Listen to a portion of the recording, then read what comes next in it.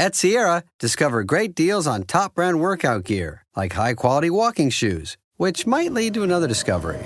40,000 steps, baby.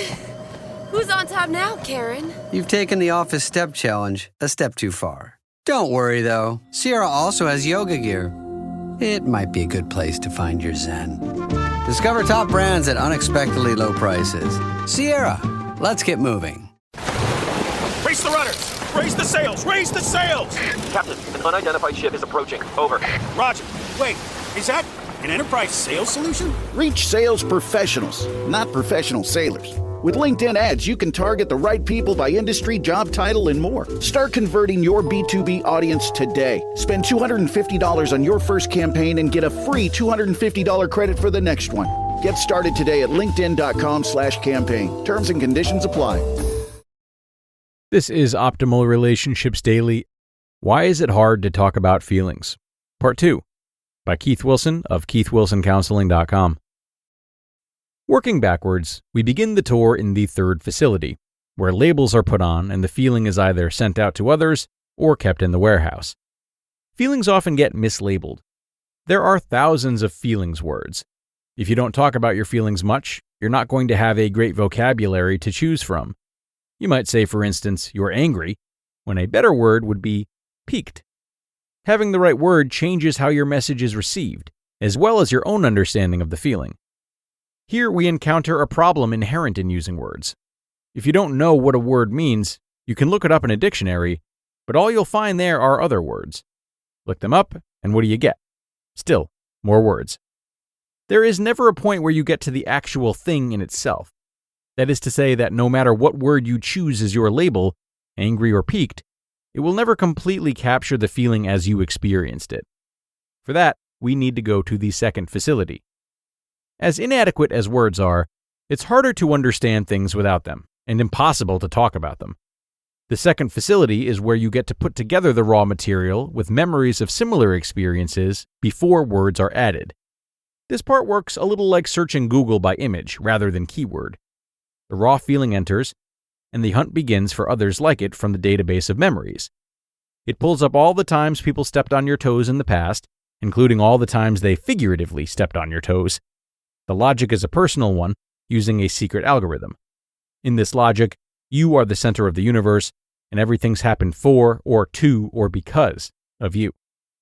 As hard as it is to communicate your personal experience to others, the operations of the second facility, it's even harder to understand your personal experience without words or memories to compare them to, the operations of the first. That's where it really gets impossible to talk about your feelings.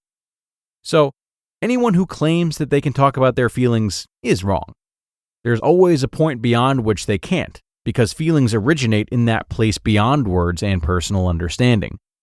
As a therapist, when you come in and talk about your feelings with me, we won't spend any time touring the first facility. The only way to do so might be for you to stomp on my toes and for me to stomp on yours, just to recreate what it was like. I'm not sure we would gain much, so we won't go there. We would spend most of our time touring the second facility, questioning the reason you associated this guy stepping on your toes with the bullies of the past. You probably didn't realize that you made that connection. Yet, that connection powerfully determined how you responded to it. That wasn't the only connection possible. You could have just as easily concluded that the man was an oaf, not a jerk, because he wasn't looking where he was going. Any other perceptive third party can help because they don't have the same associations as you. Bullies don't immediately come to my mind when someone steps on my toes, but I can see how they might. For me to help, you have to be willing to not only proclaim your feelings, but also analyze them to death and have me call your conclusions into question. That can be hard depending on your associations. Here we have another incident that gets processed into a feeling. Someone comes by and says you should talk about your feelings. That bit of raw material gets processed by comparing it to incidents that, by your personal logic, you associate with other incidents that you believe are like it. What comes to your mind when someone says you should talk about your feelings? I'll tell you what comes to many people's minds. They bristle whenever they hear the word should, and wonder how that person thinks that they have the authority to tell them what to do. Use the word should with them, and they may rebelliously defy you. The next thing they think is this person is not only telling me what to do, it's like he wants to see me naked. Not so we can do fun things we must be naked to do, but so he can see me naked and take note of all my flaws. If they make those associations, they won't be able to talk about their feelings without humiliating themselves in the process. So, here we have another reason why it's hard to talk about feelings. There were the simple ones, the complex one, and now a shadowy one, hidden in the recesses of the subconscious. It's hard to talk about feelings if you associate talking about feelings with being humiliated or anything else equally undesirable. Fortunately, few people have trouble talking about their feelings with a therapist once they are satisfied that the therapist will act professionally. You wouldn't go to the dentist and refuse to let her put her fingers in your mouth. You wouldn't see your accountant and not let him know how much you make. You wouldn't go to the doctor and not take your clothes off so she can perform an exam. So, few people see a therapist without talking about their feelings. Sometimes the reason it's hard to talk about your feelings is because you haven't found the right person to talk to. But keep looking. I think it's worth it. Being able to talk about your feelings helps you understand them and use them properly. You just listened to part 2 of the post titled, Why Is It Hard to Talk About Feelings? By Keith Wilson of keithwilsoncounseling.com. Make your next move with American Express Business Platinum. Earn 5 times membership rewards points on flights and prepaid hotels booked on AmexTravel.com. And with a welcome offer of 150,000 points after you spend $20,000 on purchases on the card within your first 3 months of membership, your business can soar to new heights. Terms apply. Learn more at americanexpress.com/business-platinum. Amex Business Platinum. Built for business by American Express. Go all in on fall with Abercrombie Kids. Their newest drop of on-trend outfits are ready for everything, from the bus stop to family bonfires. And it wouldn't be fall without football. Gear up the kids with officially licensed NFL tees and sweatshirts. Shop Abercrombie Kids this season in the app, online, and in-store.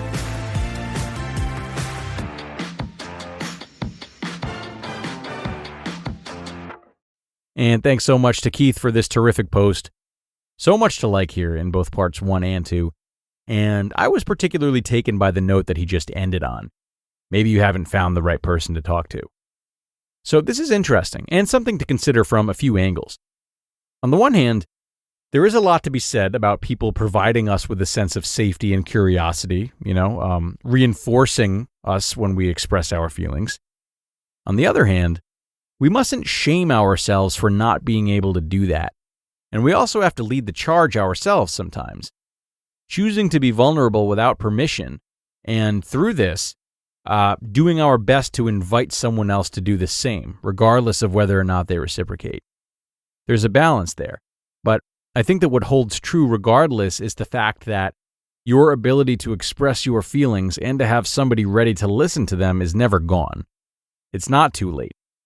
And if you haven't found someone who can really listen to you, personally or professionally, part of your duty is to not color everyone the same way and make the mistake of thinking that no one out there is willing or able to hear you at your truest or your most raw.